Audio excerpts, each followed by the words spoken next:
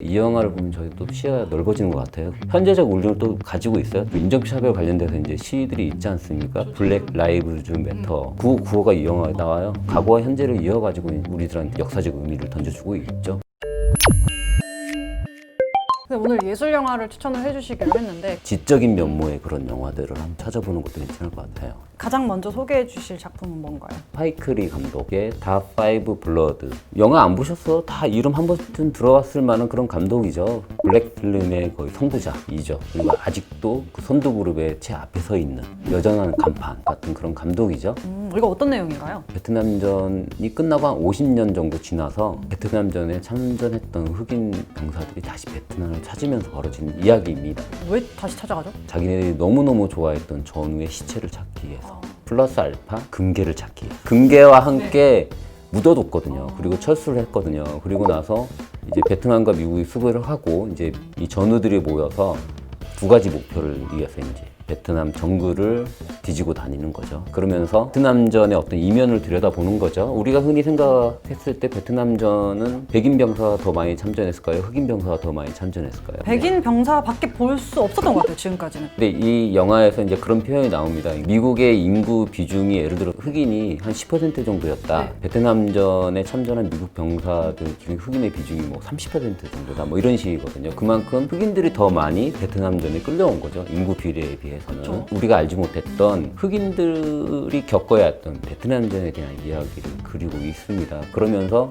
미국 독립 과정에서 어떤 흑인이 어떤 역할을 했다라는 뭔가 이런 것들을 알려줘요. 중간중간에 그런 미국 역사 뒤에 숨은 흑인들의 역할과 더불어 베트남전에 있어서의 어떤 흑인들의 모습들을 전달하는 그런 역할을 하죠. 흑인 병사의 눈으로 본 어떤 베트남전? 이렇게 볼 수가 있겠죠. 그리고 이 영화 속에서 이런 표현이 나와요. 아메리카 전쟁. 근데 아메리카 전쟁이라는 거는 베트남 사람들이 베트남전을 말할 때 아메리카 전쟁이 나오거든요. 베트남전은 미국인들이 말했을 때 베트남전이거든요. 그런데 여기서 주인공들은 아메리카전이라는 식으로 표현을 합니다. 그러니까 이 시선이 다른 거죠. 미국 백인 주류 사회에서 그 전쟁을 바라보는 시선과 다르게 전쟁을 접근을 해보겠다는 그런 메시지가 담겨있는 영화이죠. 이렇게 흑인 병사의 시각으로 본다는 것 자체만으로도 되게 참신한 것 같아요. 이 영화를 보면 저희 또 시야가 넓어지는 것 같아요. 그리고 그때 당시에 가장 위험한 작전을 펼칠 때 제 앞에는 흑인들을 세웠다. 주인공들의 그 목소리로 그런 게 있어요. 근데 저희는 그런 것도 잘 모르지 않아요. 네, 모르죠. 네, 그러니까 전장터에서도 흑인들이 받을 수밖에 없었던 차별 같은 것들을 명확하게 표현을 하죠. 현재적 울림을 또 가지고 있어요. 인종차별 관련돼서 이제 시위들이 있지 않습니까? 블랙 라이브즈 매터. 구호가 이 영화에 나와요. 과거와 현재를 이어가지고 우리들한테 역사적 의미를 던져주고 있죠. 스파이크 리 감독이 투쟁적인 사람이에요. 자기가 부당한 대우를 받았다 그러면 그거를 그냥 받아들이는 게 아니라 따지고 보고 싶어하는 그런 인물이거든요. 그렇기 때문에 지금까지 영화를 만들면서 블랙 필름의 어떤 선구자로서 그리고 간판으로서 계속 활동하고 있지 않은가 그런 생각이 듭니다.